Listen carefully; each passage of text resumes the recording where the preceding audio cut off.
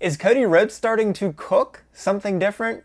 And Roman Reigns acknowledges others? Well, it's time to stop the 10 count. We've had 2 straight weeks of Roman Reigns blowing our minds. Well, I guess that means I'm on the floor and it's time to start the 10 count. Topic number 1, Cena and Rhodes double turn. Is it really happening? Well, Rhodes brought up his ex post saying, "Don't flinch. Thank you for riding with me all this time.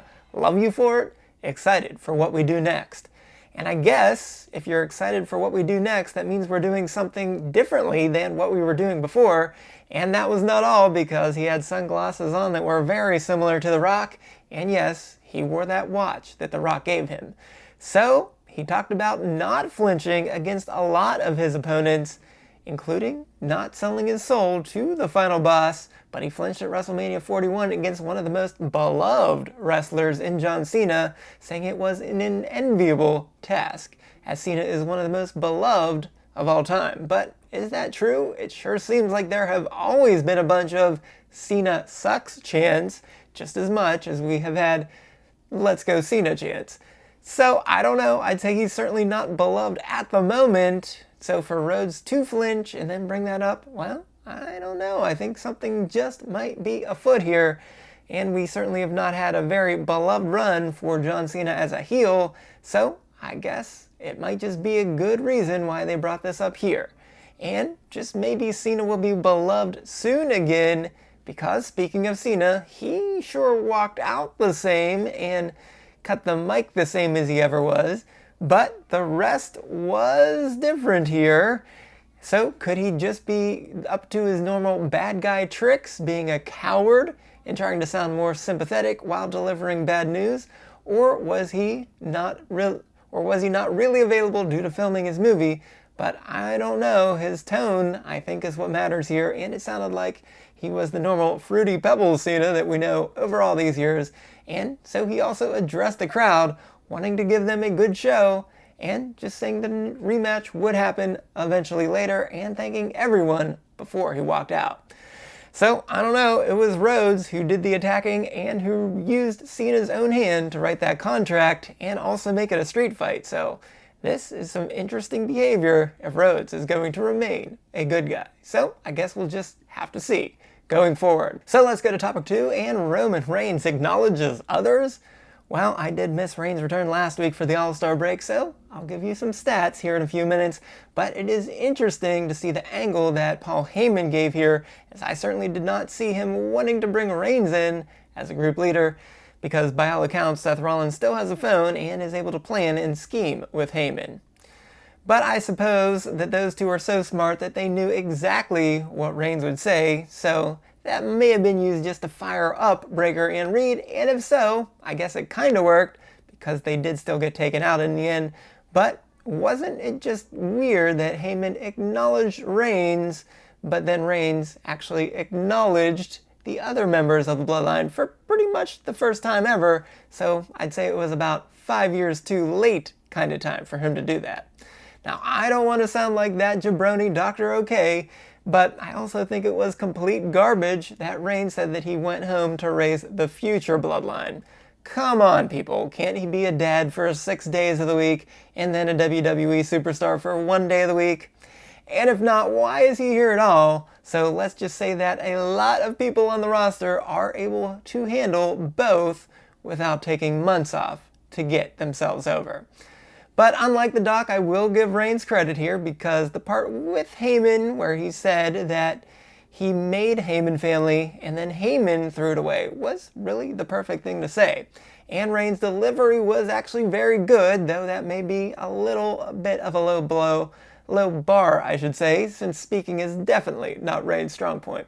So perhaps he'll suffice as a third-rate Street Fighter character here in a movie very soon. But good on Breakker for taking the mic and then saying exactly what he should and telling Reigns to go back where he belongs, which is going home. And also that he is now the big dog himself. So very interesting there. All right, let's go on to topic 3, and almost a classic.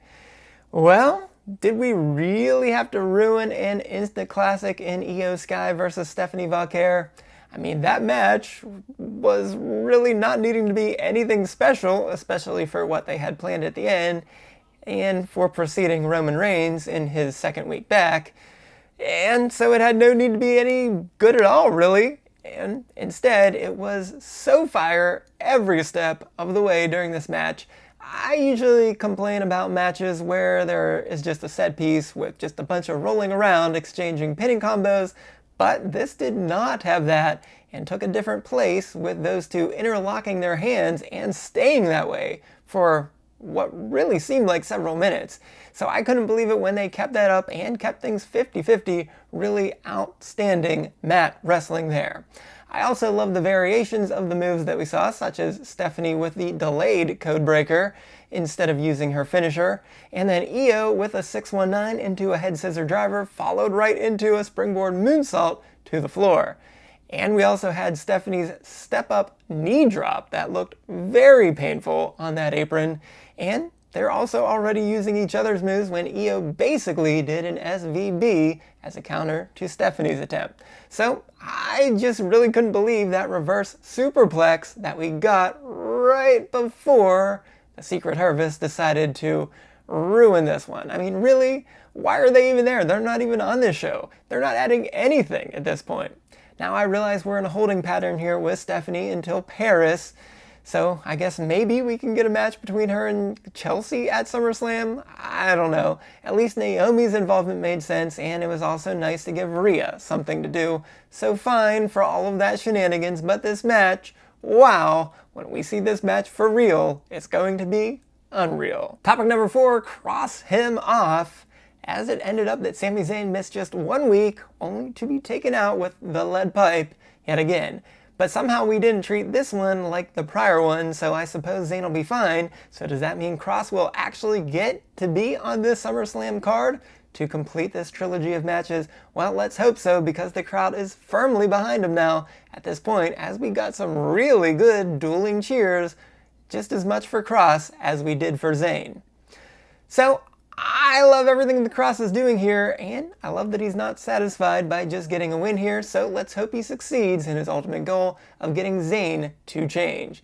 But there was a WWYT moment for the ref not calling for the DQ after Scarlett grabbed Zayn's leg, as that obviously messed up Zayn's timing, and it cost him the match and perhaps some broken ribs. So with that, let's go to our winner of the week, and that is the LWO, and specifically Cruz del Toro and Joaquin Wilde, as they won the Triple Threat #1 Contenders match for the World Tag Team titles. It was stunningly a bad job by Adam Pearce to put them in this match instead of the War Raiders, but it is undoubtedly a huge and immediately glow up for them. So the real stat of the week here is that this was their first TV win on the main roster since beating Mossé and Mansois on January 20th, 2023 on SmackDown, which is almost exactly 2.5 years to the date, as it is 913 days since a win. So this stops a 15-match losing streak in tag matches, and they had some nice moves to go with it, with Del Toro having a nice Poison Rana and also a corkscrew plancha to the floor, with Wilde with that big roll up to get the pin. So is there any chance that they'll beat the Judgment Day to become the champs? Nah, I don't think so. Alright, so to the loser of the week, it has to be Solo Sikoa, because when you get arrested and get scheduled for a steel cage match against Jacob Fatu, you have to be the loser of the week. So while we're not exactly sure what happened here, I'm pretty sure the implication is that Solo set up the car crash right before SmackDown started to frame Fatu and get Fatu sent to jail. So with security footage all over the place at the arena, this was not exactly a well thought out plan. So not only did the plan not work, it also caused damage to his and the MFT's own vehicles for no good reason at all. And it is also not a great look that Fatu and Jimmy one-upped them yet again, 2-on-4. So unfortunately, this is just another foiled plan for the new US champ. Alright, so with that, let's go to the stats of the week, and we go right back to Roman Reigns, because with Reigns being such a family man to make the next Bloodline, it seems easy to forget that he is actually employed by the WWE, because he has 3 matches in 2025, and that ranks 72nd among all men on the main roster, even those that have been released. And he's also just 1-2 in the 3 matches that he's actually had in the last entire calendar year, and he has no wins since the Netflix premiere on January 6th. So he only has 3 wins out of those 6 matches in that whole year, so it is hard to win when you don't even show up, because even with 2 straight appearances, he's only shown up in 10 of 39 total chances since we've had 8 premiere events and 31 weeks of Raw and SmackDown. So that is just over 25% of the time. So with just 3 matches, he has wrestled less than 8% of WWE programming. So while he does do good work when he's actually there, maybe you should demand a little bit more from your OTC before acknowledging him. Well, I definitely did not beat the 10 count yet again here, so I guess this was not an all-star performance, which I admit I'm a little rusty on Stop the 10 count after missing last week's video. But if you missed last week's video on 2025's WWE First Half All-Stars, be sure to go right on over here and check that out. Well, until next time, I am the SportsZu, and this has been Stop the 10 Count.